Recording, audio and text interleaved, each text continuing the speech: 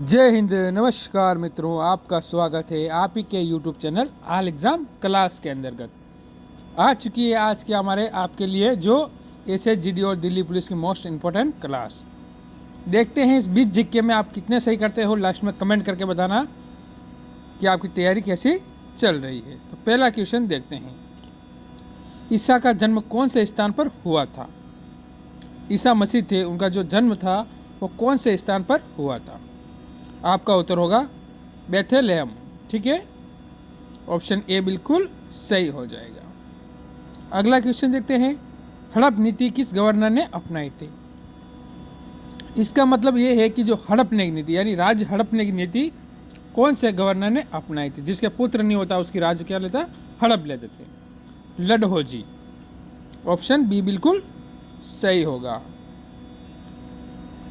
इनमें से किस राज्य की सीमा एक ही राज्य से मिलती है? उसकी सीमा सिर्फ एक राज्य से मिलती है और कोई राज्य से नहीं मिलती है। ये आप मेरे को कमेंट करके बताओगे। अगर आपको भारत के नक्शे का अगर अनुभव है तो ये क्वेश्चन आपके लिए बिल्कुल आसान हो जाता है। राज्यसभा के सभापति का चुनाव होता है किसके द्वारा? संसद द्वारा, लोकसभा निर्वाचक सदस्यों द्वारा, लोकसभा द्वारा या राज्यसभा द्वारा? तो ये करता है ऑप्शन ए संसद द्वारा। ठीक है। गौतम बुद्ध ने उपदेश दिया था किस भाषा में? उन्होंने पाली भाषा में उपदेश दिया था। ठीक है, समय में आपका 1% भी खराब नहीं करूंगा। मोहनजोदड़ो में सबसे बड़ी इमारत कौन सी है? वहां पर आपको पता है ना, बहुत बड़ी बड़ी इमारतें पाई गई है। किसकी? स्नानागार की। ऑप्शन ए हो जाता है। अशोक का अधिकांश शिलालेख किस लिपि में लिखा गया है? लिपि या लिखने की भाषा आपसे पूछी गई है। ब्राह्मणी, देवनागरी या ब्राह्मणी? ऑप्शन ए आपका बिल्कुल सही हो जाएगा, क्योंकि हम समय बिल्कुल खराब नहीं करेंगे। रबी फसल की कटाई कब की जाती है? रबी की फसल होती है, उसकी कटाई कब की जाती है?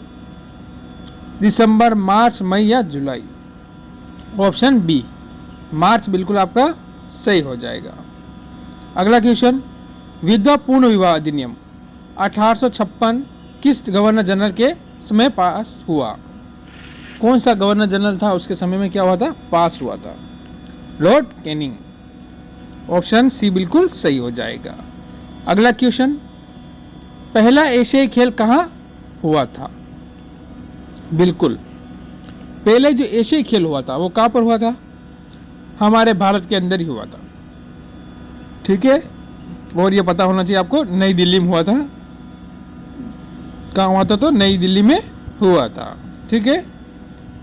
अगला क्वेश्चन 11 नंबर, कपास उत्पादन के लिए कौन सी मिट्टी सर्वाधिक उपयोगी है?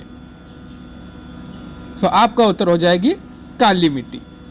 ऑप्शन बी बिल्कुल सही हो जाएगा। सिक्किम को किस संविधान संशोधन विधेयक द्वारा राज्य का दर्जा दिया गया है?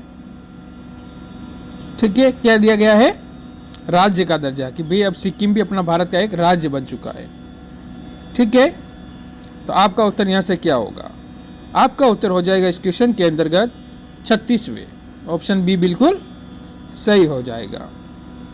अगला क्वेश्चन देखते हैं, किसी भी अपराधी को कितने समय के अंदर मजिस्ट्रेट के सामने पेश करना होता है? 24 घंटे के अंदर। 24 घंटे में उसे पेश करना अनिवार्य है। ऑप्शन डी बिल्कुल सही हो जाएगा। बंगाल के समुद्र तट को क्या कहा जाता है? बंगाल का जो समुद्र तट यानी जो बंगाल है उसके पास में समुद्र तट यानी बंगाल की खाड़ी, उस तट को क्या कहा जाता है? उसे कहा जाता है दीपा। ऑप्शन बी बिल्कुल आपका सही हो जाएगा इसमें। अगला क्वेश्चन देखते हैं, पारसनाथ पहाड़ी पर कौन से जैन धर्म को मोक्ष की प्राप्ति हुई? मोक्ष यानी उनको अपने देह त्याग दिए गए और वो परमात्मा को पास चले गए। ठीक है, तो आपका इसमें यहां से उत्तर बन जाएगा बच्चों ऑप्शन सी 23वें। इनका नाम क्या है? पार्श्वनाथ। ये आपको याद रखना है, 23वें का नाम है।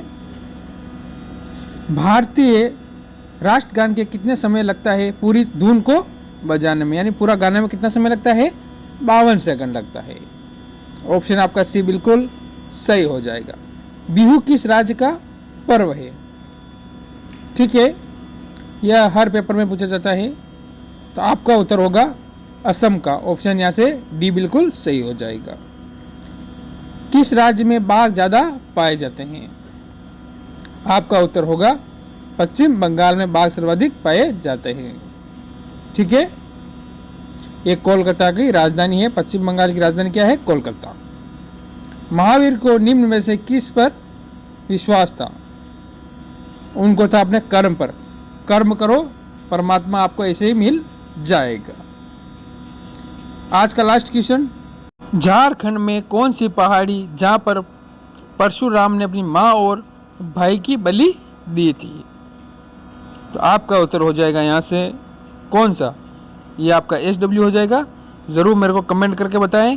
ये 2 क्वेश्चन मैंने आपको दिए हैं, इससे आपकी तैयारी का पता चलता है। जय हिंद, जय भारत।